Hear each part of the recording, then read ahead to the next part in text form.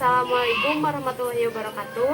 Perkenalkan, nama saya Nira Rahmawati. Saya dari kelas 11 UPKP 2. Di sini saya akan menjelaskan materi tentang penerapan K3 perkantoran sebagai tugas dari mata pelajaran sarana dan prasarana perkantoran.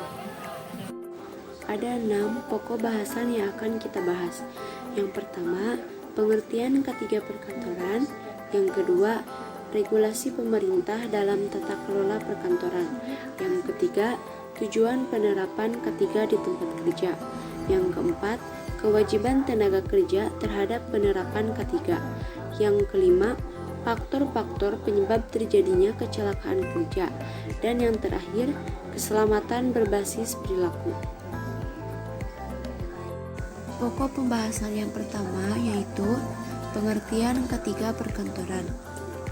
K3 adalah bidang yang terkait dengan kesehatan, keselamatan, dan kecelakaan manusia yang bekerja dalam sebuah institusi maupun lokasi perorangan. Pokok pembahasan yang kedua, regulasi pemerintah dalam tata kelola perkantoran. Menurut PMK nomor 48 tahun 2016, kewajiban setiap gedung agar memiliki peralatan sebagai berikut. Yang pertama, papan dan apa dengan roda. Yang kedua, sistem alarm kebakaran. Yang ketiga, sistem sprinkler otomatis. Yang keempat, hidran.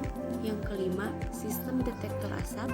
Dan yang keenam, pemadam kebakaran tetap menggunakan media pemadam air bertekanan yang dialirkan melalui pipa dan selang. Pokok pembahasan yang ketiga, tujuan penerapan K3 di tempat kerja. Adapun tujuannya yaitu yang pertama, melindungi dan menjamin keselamatan setiap tenaga kerja dan orang lain di tempat kerja. Yang kedua, menjamin setiap sumber produksi agar dapat digunakan secara aman dan efisien. Dan yang ketiga, meningkatkan kesejahteraan dan produktivitas nasional. Untuk pokok pembahasan yang keempat yaitu kewajiban tenaga kerja terhadap penerapan K3. 5 kewajiban utama tenaga kerja dalam penerapan K3 perkantoran. Yang pertama, memberi keterangan yang benar apabila diminta pegawai pengawas atau keselamatan kerja.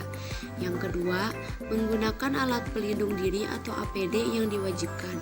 Yang ketiga, memenuhi dan menaati semua syarat K3 yang diwajibkan. Yang keempat, meminta pada pengurus agar melaksanakan semua syarat K3 yang diwajibkan. Dan yang kelima, menyatakan keberatan kerja di mana syarat K3 dan APD yang diwajibkan diragukan. Untuk pembahasan yang selanjutnya yaitu faktor penyebab terjadinya kecelakaan kerja.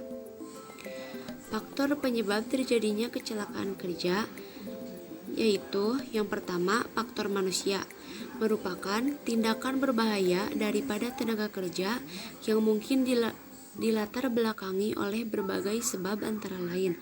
Yang pertama, kelelahan dan kejenuhan. Yang kedua, belum menguasai atau belum terampil dengan peralatan atau mesin-mesin baru. Yang ketiga, kurang adanya motivasi kerja dari tenaga kerja. Untuk faktor yang kedua yaitu faktor lingkungan.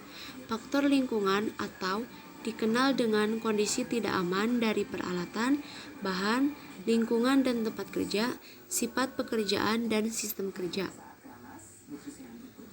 Untuk pembahasan yang terakhir yaitu keselamatan berbasis perilaku.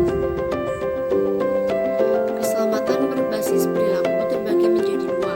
Yang pertama, faktor internal, yang kedua, faktor eksternal. Untuk faktor internal itu sendiri yaitu karakteristik orang yang bersangkutan yang bersifat ringan dan berfungsi untuk menganalisa perilaku, misalnya tingkat pengetahuan, kecerdasan, emosi, jenis kelamin, dan sebagainya. Faktor eksternal yaitu